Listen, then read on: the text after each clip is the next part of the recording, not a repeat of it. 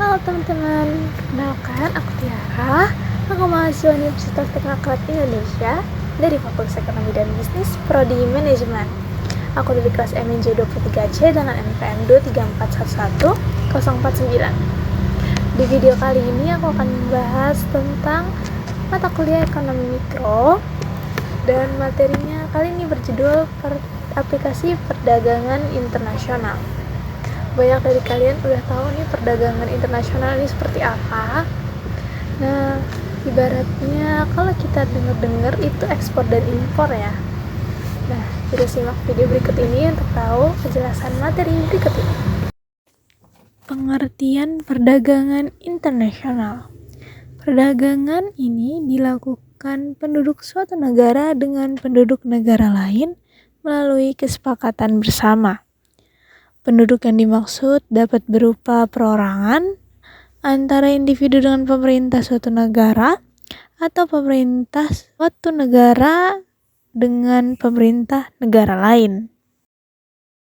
Dan bagaimana terbentuknya hubungan ekonomi ini?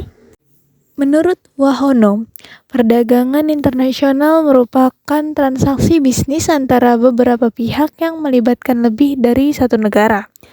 Dan dari aktivitas perdagangan internasional tersebut, kemudian terbentuklah hubungan ekonomi antar negara yang menjalin kerjasama. Ada 3 bentuk hubungan ekonomi, diantaranya adalah sebagai berikut. Yang pertama, terjadinya pertukaran output atau hasil yang diperoleh suatu negara dengan negara lain yang telah menjalin kerjasama. Yang kedua, terbentuknya hubungan ekonomi dalam bentuk hutang piutang yang terjadi antar negara. Yang ketiga, terjadinya pertukaran aliran produksi maupun pertukaran sarana produksi. Nah, tujuan perdagangan internasional itu apa sih?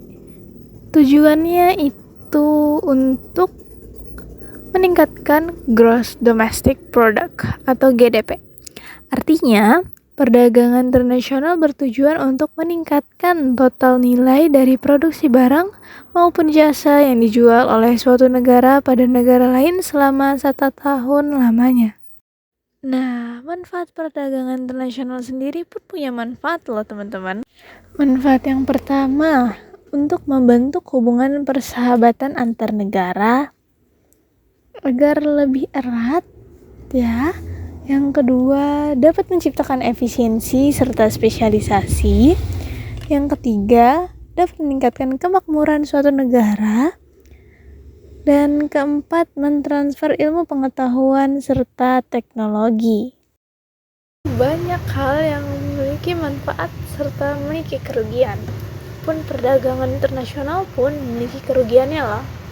Apa aja ya? Yang pertama, karena banyaknya kemudahan yang terjadi dalam perdagangan internasional ini, impor ini sendiri bisa menghambat keberlangsungan industri dalam negeri. Nah, banyak dari barang impor ini sendiri yang masuk ke dalam negeri itu dalam jumlah dan harga yang murah. Ini bisa meningkatkan tingkat konsumtif para pembeli dalam negeri. Nah, dengan keberlanjutan perdagangan internasional ini dipenuhi banyaknya permintaan dan penawaran. Dan untuk memenuhi keinginan permintaan dan penawaran pasar tersebut, akan banyak sekali terjadinya eksploitasi sumber daya alam karena untuk memenuhi para keinginan dan permintaan dari para konsumen. Dengan adanya iptek dan kemudahan dalam mengakses impor ini akan mengakibatkan terlalu bergantungnya kita terhadap iptek dan modal asing dari luar, sehingga industri ekonomi kita pun terhambat teman-teman. Dan banyak industri dari dalam negeri yang baru merintis, industri-industri kecil itu banyak yang gulung tikar karena banyaknya pembeli yang lebih mendukung hasil impor dibandingkan sektor industri dari dalam negeri kita sendiri. Nah, beralih ke yang selanjutnya, ini ialah beberapa istilah kebijakan perdagangan internasional. Yang pertama, untuk tarif. Tarif ini merupakan pajak yang dikenakan pada barang yang diimpor. Kedua, Subsidi ekspor itu ialah pembayaran yang dibayarkan kepada perusahaan maupun perorangan yang akan menjual barang ke luar negeri. Yang ketiga, pembatasan impor. Pembatasan langsung dikenakan atas jumlah barang yang diperbolehkan untuk diimpor. Yang keempat, pengekangan ekspor secara sukarela merupakan kesepakatan pengendalian secara sukarela. Yang kelima, persyaratan kandungan lokal. Itu ialah aturan mengenai bagian tertentu yang dari unit fisik. Keenam, subsidi kredit ekspor. Wujudnya berupa pinjaman yang disubsidi kepada pembeli. Yang ketujuh, pengendalian pemerintah. Dan kedelapan, hambatan birokrasi.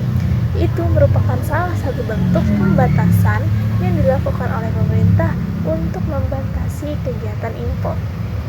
Nah, itu dia teman-teman materi kita tentang aplikasi perdagangan internasional.